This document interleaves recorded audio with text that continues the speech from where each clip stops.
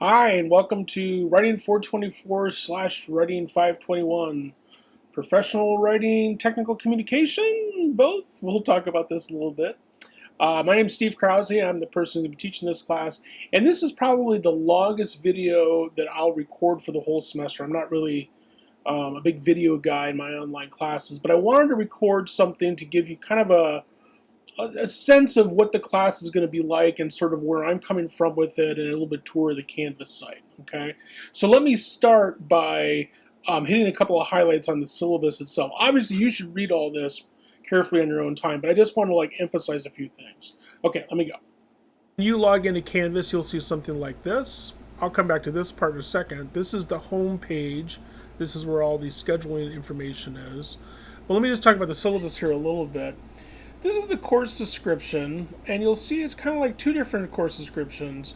424, which is officially called Professional Writing Technical Communication 2, and then also Technical Writing, which is the 521 component of the course. It's worth pointing out, this is a new course for me too. I mean, I've taught lots of graduate level courses since I've been here 25 years after all, and my area of expertise is indeed writing and technology and how these things go together, but I'm more of a teaching of writing kind of specialist than I am a technical professional writing kind of specialist. That's one thing. The other thing is that this is a class that really hasn't been taught a lot lately. It kind of falls into sort of a weird in-between space. So my approach in putting this class together is I have two things in mind. The first thing is I didn't want to do a lot of stuff that you would have done in a class like, say, 324 or 323 or another 300 level kind of beginning discussion about the topic of professional writing technical communication, where maybe you spend a lot more time working on things like the form for a memo or the form for a report or things like that. Very, very specific kind of scenario kinds of projects that it's usually what people do in classes like that. I wanted to do something in this class that was a little bit more theoretical and a little bit more advanced, because I'm kind of assuming that most of the students in here already know what a memo is and know how to write a letter, or at least you'll be able to figure it out pretty quickly once we get going with it. And the more interesting parts well, for me, the more interesting parts of what this course is about is sort of in the concept of what exactly is professional writing, what is technical communication, what are the sort of larger at stake issues, what are things that people who are going to be studying this as a study, not necessarily even just as a career, but as something to study, like a field, what are the sorts of things that people need to know? So that's kind of the way I put it together. It's going to be a learning experience for me as well, though. So hopefully everyone will be okay with learning the content of the class along with me, and also be okay with a little bit of uncertainty, because I am going to be developing this class as we go along. That does create some potential challenges, but I think we're a small enough group, and I've done this sort of thing enough before that I think we'll be able to get through it just fine. Okay, that's a little bit there. Let me keep going on into talking about the syllabus and such. Okay, when it comes to text, everything that we'll be reading and talking about this semester will be available as a PDF or as a website. So you don't need to buy anything, which is the good news. But the bad news, or other news I suppose, is that you really need to have something that will allow you to take notes with this. Because otherwise you'll just sort of skim through these PDFs on the screen, and it's really hard to concentrate and read these things in detail if you're if you're just reading them on your computer screen. So I'd really encourage you to print them out or take notes in a separate Word file, or you can use some kind of application to take annotations on the text itself. A few things about the online format that I think most of you are probably already aware of, because it's an online graduate program. But first thing you need to have is a computer and robust Wi-Fi connectivity. And you also need to use your EMU Google account a lot. And we'll be using it for Google Docs and email discussions and stuff like that. One of the things I've had to put in lately, you've got to check your email every single day. And that's because the only way I have of getting a hold of you, if I need to get you some kind of announcement, or if you didn't hand something in correctly or something like that, is via email. And if you don't check your email, and if I tell you you need to change something, and you don't change it because you don't check your email, you're going to be penalized for that. Okay. Under no circumstances will I accept an excuse that you had a problem result in not reading your email regarding class. I just mentioned that, and also under no circumstances will I accept a lack of internet or computer access. So if for some reason your internet doesn't work, you're going to need to go someplace where the internet does work. This isn't a self-paced online class. This is a class in which there's schedules of things to do throughout the week. And it does have an attendance requirement in the sense that you do need to be here and participating on a week-to-week basis. Now, this is usually not a problem, but I just want to point out that if you do not participate at all during a class in a given schedule, I'll count you as absent. And if you're absent a total of 4 times, I'll dock your participation grade. And if you're absent a total of 5 times, you probably won't be able to pass the course. Okay? So again, be sure to keep up with it.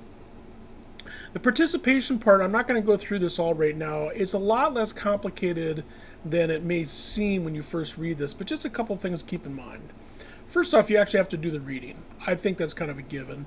But the other thing is, too, is that you want to post comments to the discussion forums for us to discuss in a timely fashion. Okay? And also a discussion in which you are writing 150 words or so in which you give your initial impressions of a reading. Okay, when you first post these discussion posts for the required reading and writing discussions, you won't see what anybody else has to say. You'll have to post, and then you can see what other people have to say. Okay, then over the course of the 2 days, because the schedule is usually Monday to Wednesday or Wednesday to Friday, you want to post follow-up responses that are at least 6 hours apart. Okay. Now, as I say here, the most important part of this is you start it on time. So, in other words, you have to start on Monday and finish by Wednesday, or start on Wednesday and finish by Friday. Okay. If you post initially on time and you respond to more than one of your classmates' posts, that is at least 2. That are 6 hours apart, you'll get an A on your post. B, if you post 6 hours but just to one of your classmates. C, if you don't respond to anybody. D, if your post is late enough, you don't participate in the conversation at all. Like I said, it may seem complicated, but I promise you that everybody will get the hang of it very, very quickly. I'll just reiterate 2 things. You need to start at the beginning of the discussion time. That is Monday to Wednesday, Monday if it goes from Monday to Wednesday, or Wednesday if it goes from Wednesday to Friday.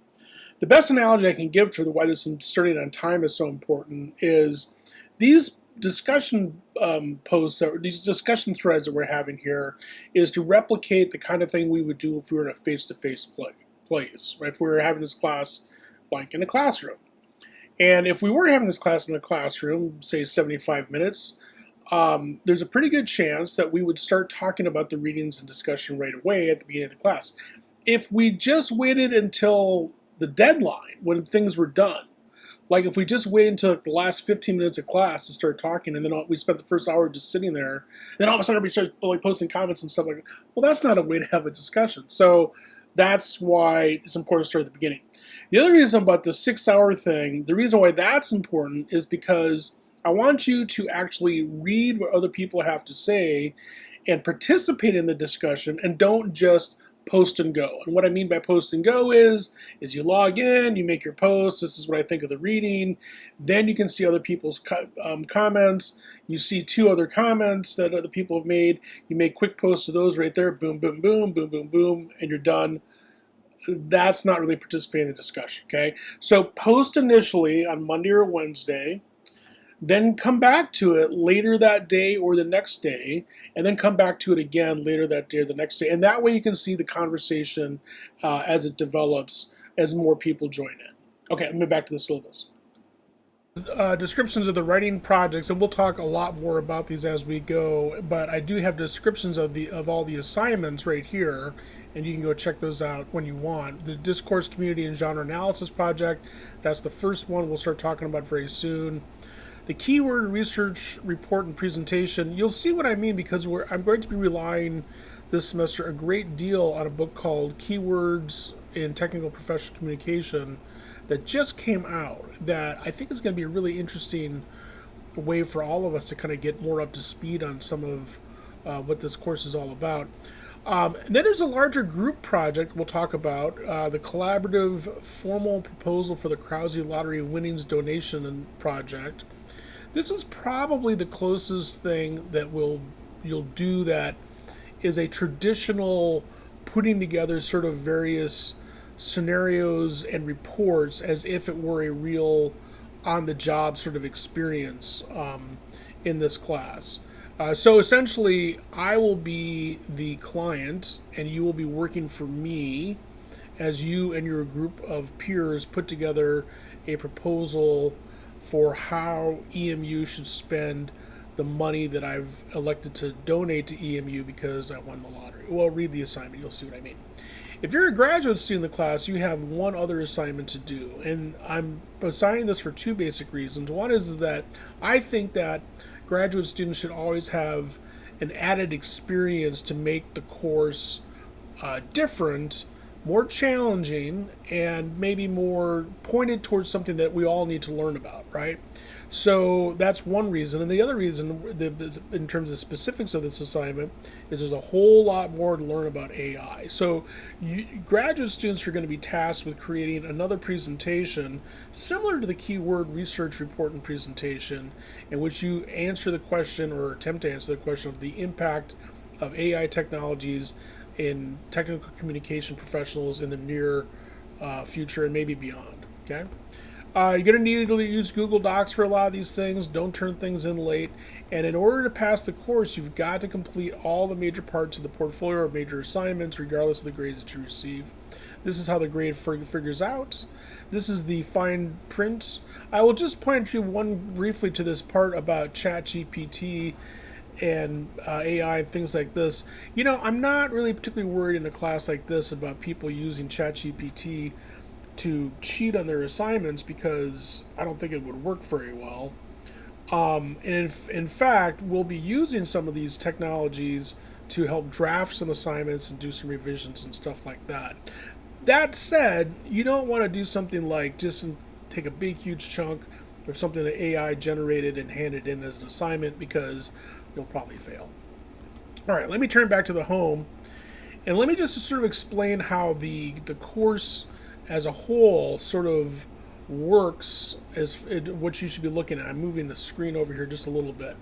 Students tend to want to pay attention to this part, the to-do lists, okay? I would encourage you not to do that because sometimes the to-do list is not current. Instead, what you want to pay attention to is this page right here. This is the calendar for the course, okay? So here we are, the first day. You found this. So since you found this, you might have got the basic idea here. This is the assignment for introducing yourselves. These are both due by the end of the day on the first day of class, which is August 28th. Okay. Then you get into these assignments. We have an example here. This is the complete and incomplete reading assignment where all I'm asking you to do is pose to acknowledge that you read it. So it's either complete or incomplete. This is an assignment where it's required reading discussion. This is one of the ones in which it'll be graded, and to get an A, you need to respond to at least two of your peers in a timely fashion. And then we move on into the readings and things like that. So we'll talk about the first assignment, the readings, and so forth. And it kind of goes like that. Now, I haven't finished up all the links yet. We'll be coming back to some of these things. And you will be seeing frequently, if you look through this, all things that say stuff like TBA required reading discussion on style, genre, situation. That's because I'm still trying to figure out if I want to add more to this class or not. It depends a little bit on who you all turn out to be. It depends a little bit on how these readings will work, if we need to go into further detail, and so forth. In any event, it goes on for a while like this, and then you're going to have a peer review for discussion for the discourse community and genre analysis project beginning September 25th, which means you'll have to have a draft of your report on this that you'll be presenting to me and your classmates. We'll finish peer review read here, and then we'll get into this assignment, the Discourse Community and Genre Analysis Project, which is the first one for the class, is due on October 2nd. Okay. Now you'll notice as we go, there's a lot more to be arranged and things like that. Well, that's all going to be arranged, and there's going to be more things added in. You can probably guess, though, that the due dates for the major projects are going to be about when I think they're going to be. So, the second big project is going to be due on October 30th. The graduate student research report is going to be due on November 6th. And then we'll get into, by this time frame in here, we'll start talking about the collaborative project, and that's going to be due after Thanksgiving at the end of the semester. Okay, I think that's enough to get you started, and I've talked long enough, so I'm going to stop. So, if you've got questions about any of the stuff I just talked about in terms of the logistics of the class, ask them right below in the discussion here. Then there's that other discussion that's due, and that's the one that's a graded discussion. So you want to respond to a couple of your peers. Go to that introduce yourself discussion prompt and pay attention to the questions that I'm asking there, and get started posting on that as soon as you can. All right, welcome aboard, and as I always like to say at the end of these things, I'll see you online.